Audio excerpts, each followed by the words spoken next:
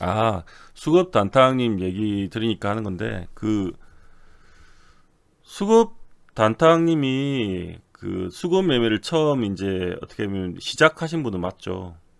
음. 근데 뭐라고 해야 되지? 수급 매매가 통칭해서는 수급 매매인데, 원래 그 수급 매매의 개념을 이제 처음에는 잘 인지를 못하고 있었지만, 사실 다른 차트든 뭐 다른 자기만의 매매를 되게 잘하는 분들도 그 강의를 들은 분들이 많잖아요. 그죠? 예, 저도 이제 그쪽 출신이긴 해요. 그쪽에서 강의를 들은 적도 있고 하니까.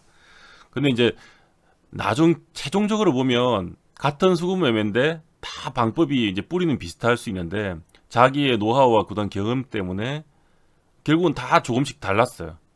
수급 매매. 그리고 수급 단타님을 어떻게 하면 뛰어넘는 분들도 분명히 나왔고, 예. 그러니까 이게 그쪽 이제 카페를 기반으로 했지만 사실 이제 뭐 수급 매매만 보면 그분이 시초지만 그 수급 매매가 그 처음에 배웠던 수급 매매하고 완전히 똑같지 않고 점점 더 발전해 나갔다는 거죠. 그래서 이제 다 각자의 특기를 더 접목시켜서 뭐 똑같은 수급 매매를 이제 배웠던 분들도 자기 경험들 더 접목시켜서 더 발전시킨 분도 있고 저도 이제 그런 케이스라고 보시면 돼요. 다른 이미 수급 매매를 배우기 전에 경력이 꽤 있었는데 거기다가 이런 수급 관점에 대한 것도 볼 수 있구나 생각을 했고 또 거기에 대해서 이제 또 연구를 막 하는 거지 개인적으로도 그렇게 해서 조금 더 저만의 좀 특화시킨 케이스죠. 네. 결국은 이제 기본기가 돼야 되고 기본적인 뭐 기본 분석, 차트 분석, 뭐 수급 분석 그리고 시황 분석 지수를 따라서 또 매매하는 것도 필요하고 거기다가 이제 더 특화시키는 게 어느 쪽으로 가느냐에 따라서 자기만의 이제 특기가 되는 거죠. 다 이름 들어본 분들이죠. 예. 수급 단탕님 그 예전에 강의할 때도 그 들어봤고요. 수급의 주인님 거도 들어봤고 배웅님 거는 들어보진 않았어요. 예. 리버스 패스님은 저보다 수급 어린이하고 리버스 패스님은 저보다 뒤에 분들이고요. 수급의 주인님은 저하고 비슷한 기수라 생각하면 되고 이제 그 기수 중에서 이제 강사를 하신 분인데 저분도 이제 수급의 주인님 건 왜 들어봤냐면 제가 얘기 드릴게요. 수급의 주인님 특징이 뭐냐면 수급 매매를 하는 사람 중에 여러 가지 이제 타입이 많다 그랬잖아요. 근데 수급의 주인님은 왜 제가 들어봤냐면 이분은 특이한 게 직장인이었어요. 직장인. 직장인이고 시간이 분명히 별로 안 나는 좀 바쁜 일을 하는데도 불구하고 성률이 굉장히 잘 나왔었단 말이에요. 그 궁금했어요, 솔직히. 직장인인데 수급 매매를 수급을 지속적으로 이렇게 체크를 계속 봐야 되거든. 호가창도 보고 뭐 흐름도 보고 아무리 집에서 한다 그래도 장중에 봐야 되거든요. 근데 지금은 전업이실 거예요. 그 당시는 직장인이었어요. 근데 되게 잘하더라고요. 그래서 궁금해서 봤는데 결국은 그분이 어떻게 하시냐면 이 눈으로 이렇게 체크하는 걸 다 어떻게 보면 엑셀화 시켜가지고 그걸 데이터적으로 쭉 엑셀 같은 걸 돌려가지고 쫙 뽑아내가지고 그거를 이제 그 수치를 보고 적용을 해서 이 확률적으로 접근해서 이 차트 이런 데 있잖아요. 오늘 제가 얘기한 이런데 예를 들면 삼성 전기나 S&P 반도체 같은 경우면 그리고 아까 파미셀도 마찬가지예요. 그 저점들에 적당한 저점들에 쫙 걸어두는 식으로 매매를 하더라고요. 거기 이제 얻어 걸리면 낚시 딱 걸어두고 사냥감 걸렸을 때 딱 걸리면 거기가 이제 왜냐면 최저점에 가까우니까 반등이 나오잖아. 그럼 몇 프로 반등 딱 먹고 그런 식으로 매매하시더라고요. 그런 걸 배웠어요. 데이터화 시키는 엑셀로 데이터화 시켜서 보는 법 같은 거를. 그래서 한 번 들었는데 뭐 돈이 아깝진 않았어요. 저도 저 나름대로 방법이 있었지만 제가 모르는 방법에 대해서 그분이 직장인인데도 불구하고 하고 있길래 그거를 이제 이런 방법도 있구나. 이분도 참 연구를 많이 하셨네. 그 돈을 내고 들었지만 아깝진 않았어요. 그분 거죠. 저점이 그렇죠. 여러 가지를 다 봐야 되는데 자기만의 받는 법이 있지만 저점을 제일 잘 받는 사람들은 제일 잘 잡는 사람은 이제 당연히 호가창을 엄청 이거로 뭐 엄청 잘 보는 분들은 저점을 되게 잘 잡죠.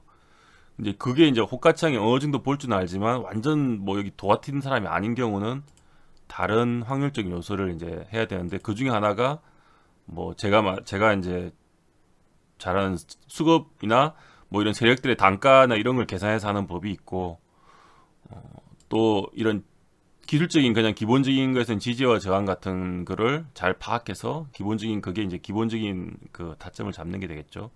그리고 조금 더 깊게 보는 분들은 이제 그리고 이제 기술적인 것보다 조금 깊게 보는 분들은 거래량 같은 걸 이제 체크를 하면서 거래량이 얼마나 터지고 얼마나 빠지냐 이런 걸 보고 여기가 저점이겠구나 알 수 있고 뭐 옛날에 기법 같은 경우는 또 이런 이격률을 가지고 얼마나 급격하게 빠졌느냐 이런 걸 가지고 또 어느 정도 폭이 어느 시간대에 어느 정도 폭에서 어떤 흐름으로 빠진 거에 따라서 여기가 저점일 확률이 높다 이렇게 판단할 수도 있고요. 수급의 주인님이 이런 식으로 판단했던 것 같아요. 이 기본적인 차트상으로 들어오는 그런 기간 이런 매수 체크나 그리고 이런 이격률 같은 걸 보면서 아마 그 데이터화 시켜서 그때 매매를 했던 것 같아요. 주르륵 걸어두고 분할 매수했다가 뭐 회의하고 와서 반등 나와 있으면 뭐 3% 5% 이렇게 쭉 4% 팔아버리고 뭐 그런 식으로 매매하셨던 기억이 있습니다. 참고로 단타항님은 그렇게 매매하는 건 아니고 단타항님은 순수 이 호가창 특화에 가까워요. 스킬이 수급 단타항님은 이 호가창 특화에 가까운 스타일이고 그러니까 수급 매매를 똑같이 배워도 다 조금씩 달랐던 거예요. 그 기본적으로 이제 호가창은 다 볼 줄은 알죠. 수급 매매를 어느 정도 그 같이 교육을 들었던 사람들은. 근데 그래도 더 특화시킨 사람이 있고 오히려 저는 반대로 이제 수급적으로 더 특화시킨 케이스고 아니면 아까처럼 그 수급의 주인처럼 데이터를 특화시켜가지고 엑셀로 이렇게 기계적인 매매를 특화시킨 분도 계시고 또 어떤 분은 재료 매매 쪽으로 특화해가지고 그 수급을 접목해서 잘하시는 분도 있고요. 여러 가지 자기만의 그게 있는 것 같아요. 조금씩 해서.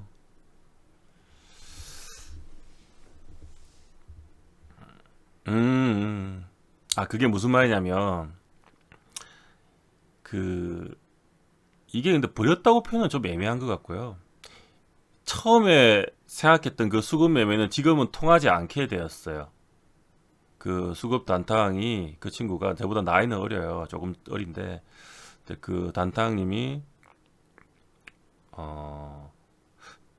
그걸 이제 오픈하면서 사실은 이제 기관들이나 외인들이나 뭐 세력들도 그거를 알게 되잖아요. 책도 쓰고 했으니까. 그러니까 그런 패턴이 다 바뀌어 버렸어요. 패턴이.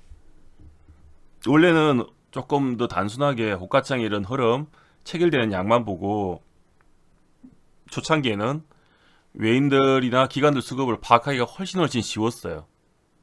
왜냐하면 일정한 규칙이 있었거든. 그런 규칙이나 패턴의 규칙이 있었어요. 그래 그거를 이제 먼저 파악하고 공개한 게 수급 단타항님이었고, 근데 이제 그게 그쵸. 그 단주 이런 게 규칙이 있었단 말이에요. 옛날에는 지키는. 근데 그게 많이 알려지면서 뭐 외인들 기관들이 바보 아니잖아요. 그런 걸 이제 다 변형시켜 버린 거죠. 불규칙하게 시장가 매수로 하고. 그래서 나중에는 이제 그게 맞지는 않게 되고 결국은 저도 남게 된 게 이제 그런 걸 지금 보지는 않고요. 뭐가 나오냐면 그래도 결국은 이제 수급을 분석하는 이제 실시간의 수급은 그렇게 분석을 못 하는데 하지만 뭐 거래원이나 여전히 이런 디테일한 수급 분석 그리고 그때 이제 파생적으로 배웠던 것 중에 분봉을 보면서 어느 정도 분봉이나 일봉을 보면서 이 세력 단가를 어느 정도 주포에 그러니까 주포죠. 주포 단가를 유추하든지 아니면 지금 주포들이 뭐 이렇게 조금 더 외인 기관이 주포일 때는 더 확실하게 이들이 물량이 빠져나가는지 그런 걸 체크할 수 있는 뭐 그런 거라든지 또 그 뭐였지?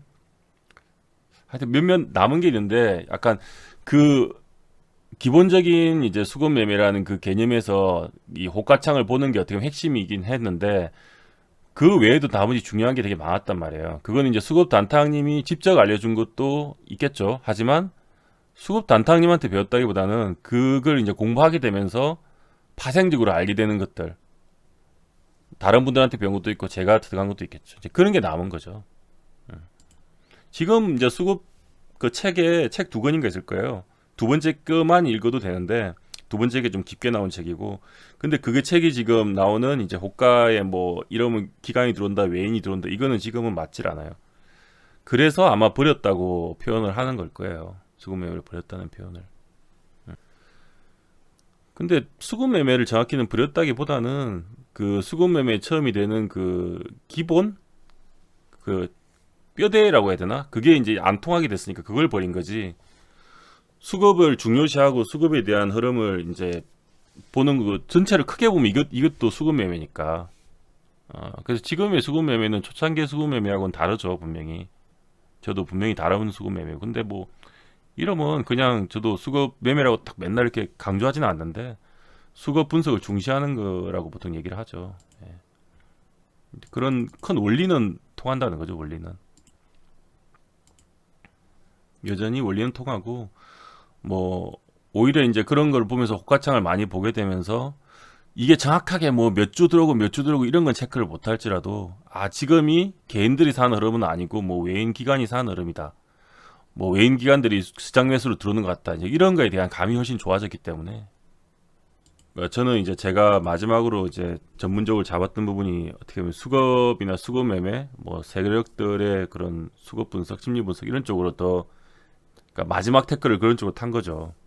그러다 보니까 이제 이런 쪽이 더 특화돼 가지고 이제 다른 분들보다 조금 더 잘 보는 편인데 결국은 내가 차트 기술 분석, 기본 분석 다 하고 뭐 마지막에 어느 쪽을 좀 더 집중하냐인데 예. 고백을 하자면 저도 호가창을 볼 줄 알지만 저보다 호가를 더 잘 보는 분들은 분명히 있습니다. 호가는 어느 정도 볼 줄 알지만 호가만 더 특화해서 판 분들은 호가창 저보다 더 잘 보는 분들 분명히 많지는 않지만 있어요. 저는 호가창을 특화한 케이스는 아니고 저는 이제 수급 쪽을 특화한 케이스라서 그래서 보면은 이런 거를 이제 수급 분석도 계속 공부를 해보면 여기서에 들어온 똑같은 모양 상한가라도 여기서와 여긴 다르고 어떤 주체에 따라 다르고 뭐 그런 거를 보면 이제 똑같이 기술 분석에 적용을 해도 확률을 더 높일 수가 있죠. 저는 주식 쪽 해서는 어쨌든 뭐 계기가 있어서 해보긴 했는데 해서는 제가 그 매매했던 거 올린 거 있잖아요. 그때가 처음이고요. 그 1월 9일이었나? 뭐 하여튼 그때였고 1월 19일이었나? 주식은 한 15년 정도 됐어요. 그러니까 뭐 해선이 사실 주식에서 데이 트레이딩과 어떻게 보면 기술적인 단타? 차트 어차피 기술적 보는 거니까 딴 거 없잖아요. 그런 느낌으로 하되 대신 좀 레버리지를 크게 써서 위험하게 하는 그 정도의 느낌이니까 결국은 연결이 되죠. 기술적인 주식 쪽 실력과 연결이 되는 것 같아요. 15년 정도 생각된 것 같아요. 15년 동안 내내 수익 났다는 얘기가 아니고 이제 시작한 게 그때니까 그때부터 산전수전 겪고 뭐 돈도 잃고 보고 뭐 사기꾼한테 당해도 보고 사자한테 당해도 보고 그러다가 본격 공부 시작하고 뭐 또 이랬다 물었다 하다가 그러다 결국 이제 뭔가 하나 확실하게 불리는 매매 기법을 이제 자기 거로 만들고 그 또 어느 정도 올라가게 되면 나중엔 또 기법이라는 게 또 별로 의미가 없어지는 것 같고요. 결국은 이제 계속 주식의 원리 아니면 결국은 돈 수급 거래량 뭐 그리고 이제 결국은 또 중요한 게 아무리 벌다가도 이런 하락장을 못 피하면 망하거든요.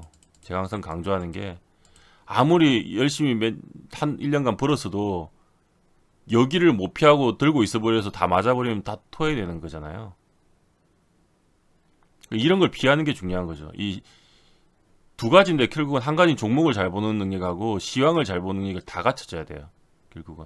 그래서 이 시황을 잘 봐가지고 느낌 쎄할 때 느낌이 고점일 것 같을 때 내가 주식을 더 이상 안 갖고 있고 청산해버리고 현금 거의 뭐 100%나 아니면 최소한 60% 이상 만들고 70% 이상 만들고 그 여기서 이제 완전히 깨지면 완전히 다 팔아서 완전 100% 현금을 해버리고 그 다음 여기를 여유있게 기다려서 여기를 안 맞아야 된다는 거죠. 그래야지 오래 살아남아요.